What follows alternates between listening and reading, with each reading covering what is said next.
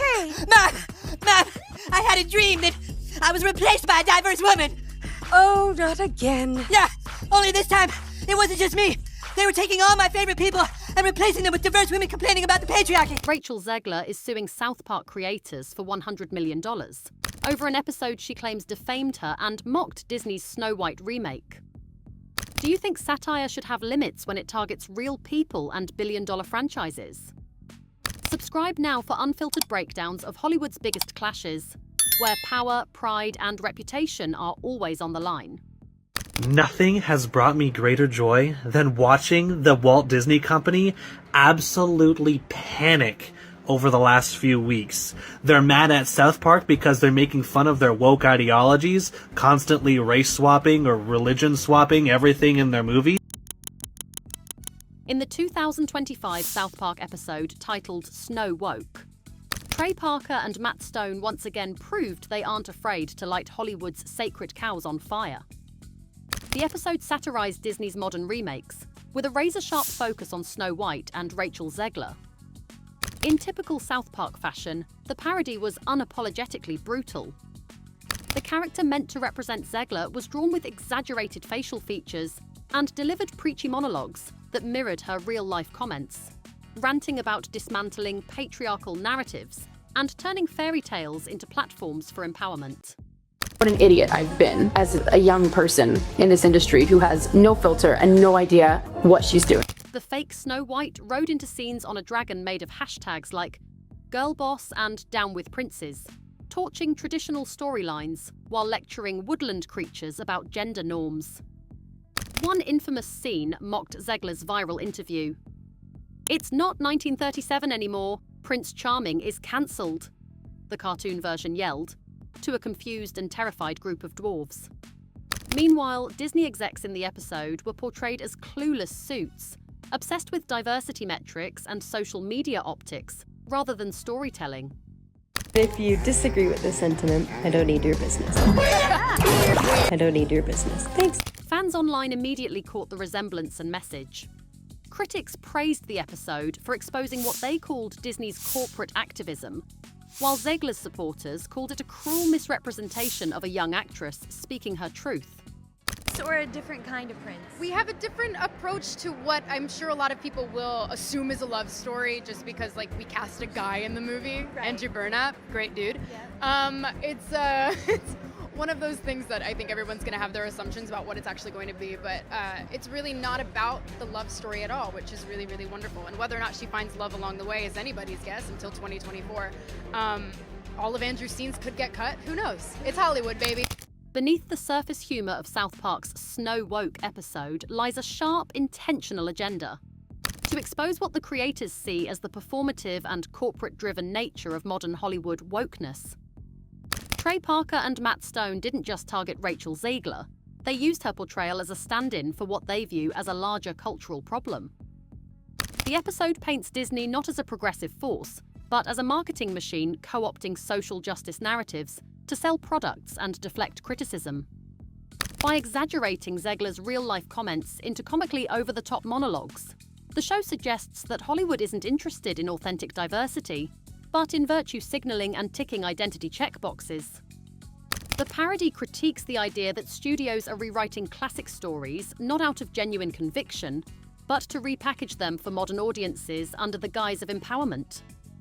Through brutal satire, South Park positions itself as a cultural watchdog, questioning whether this new wave of storytelling is about progress or profit.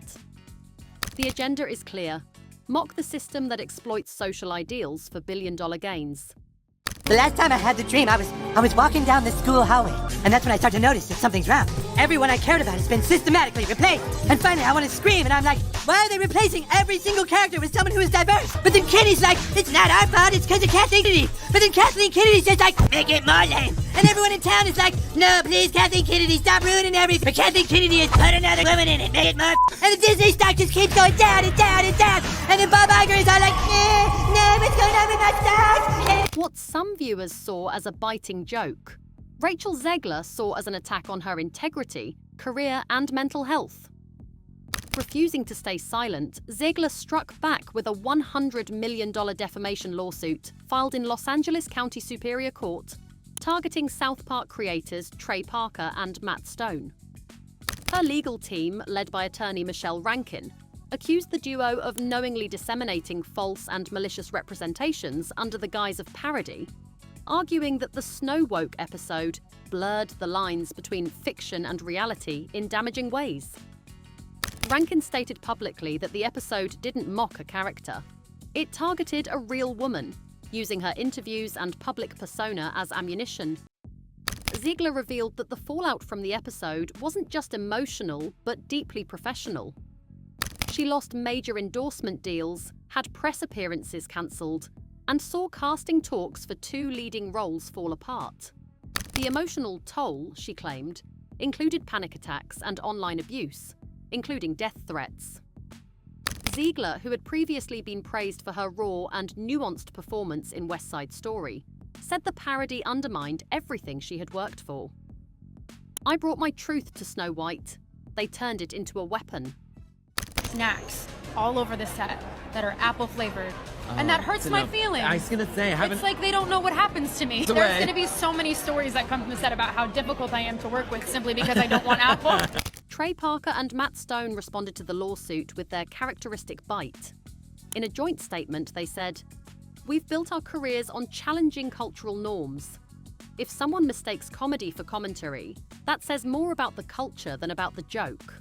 Make it more lame. That is exactly what they're doing. And that is why we hate the diversity, equity, and inclusion casting and writing in movies. I don't need your business. Thanks. Their legal team filed a motion to dismiss, citing First Amendment protections for parody and satire. According to attorney Daniel Kurth, who represents the duo, the Supreme Court has repeatedly upheld satire as a protected form of free speech. Whether it makes you laugh or cringe, it's still protected. Snow White is the first American feature-length animated movie, 1937. It's one of the most beloved movies of all time. The defense also pointed out that South Park has skewered figures across the spectrum, from Tom Cruise and Oprah Winfrey to Jesus Christ and Hillary Clinton. "Nobody's immune," Parker added in a post-trial interview. "Not even Disney princesses." So will she rise or bow her head? Will she leave or just be led? Even if everything worked perfectly, it would have been almost impossible for this movie to succeed because you're comparing it to one of the most beloved films of all time and a truly groundbreaking movie. The controversy quickly became a battlefield for public opinion, with social media users passionately debating the legitimacy of Zegler's lawsuit. On Reddit, discussions exploded, with one thread gaining over 30,000 comments in under 48 hours. The case sparked a flurry of hashtags, including Onlongj Snowfight, Chanj Team Rachel, and Chanjish Satire or Smear, reflecting the polarized reactions. Fans voiced opposing viewpoints. "South Park just says what we're all thinking. Rachel needs thicker skin," one user argued. Another retorted, "There's a difference between poking fun and tearing someone down. This crossed it." Many questioned whether Zegler had overreacted, with one comment stating, "I used to admire Zegler, but suing a cartoon? Really?" But others supported her stance, emphasizing her right to protect her image.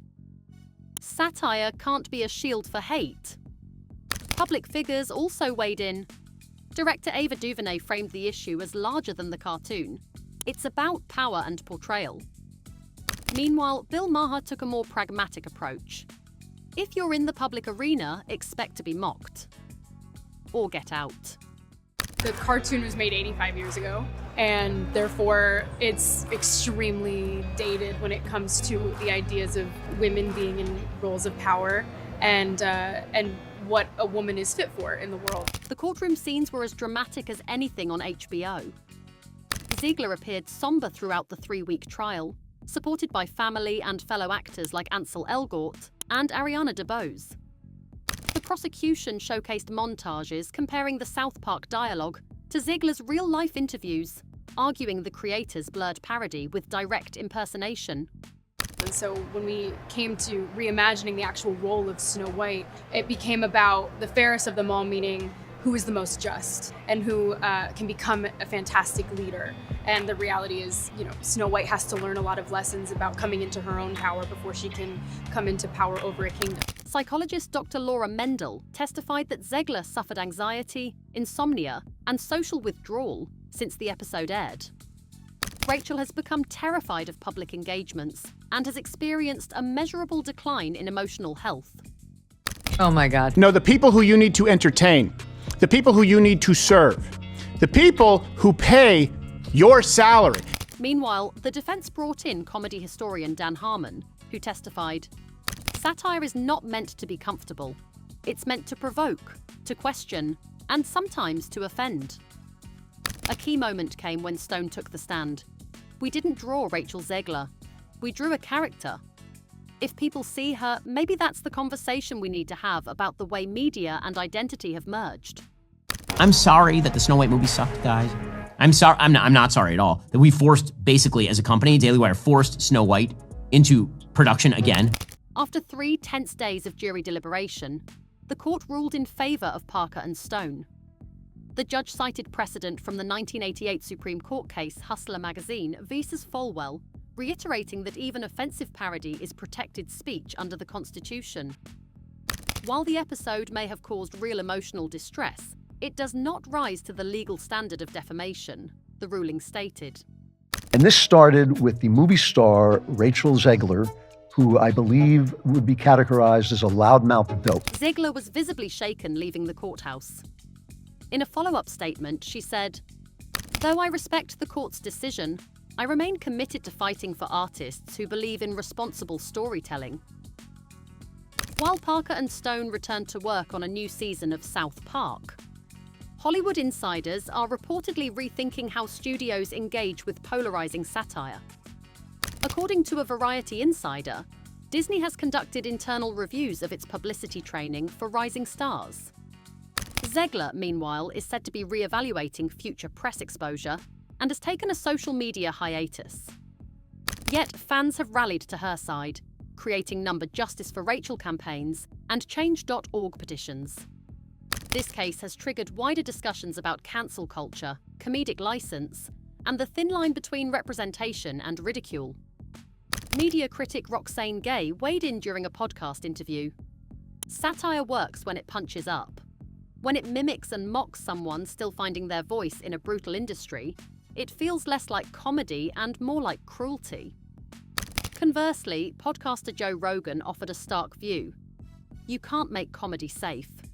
If everything has to be nice, we lose the edge that makes humour a weapon against hypocrisy."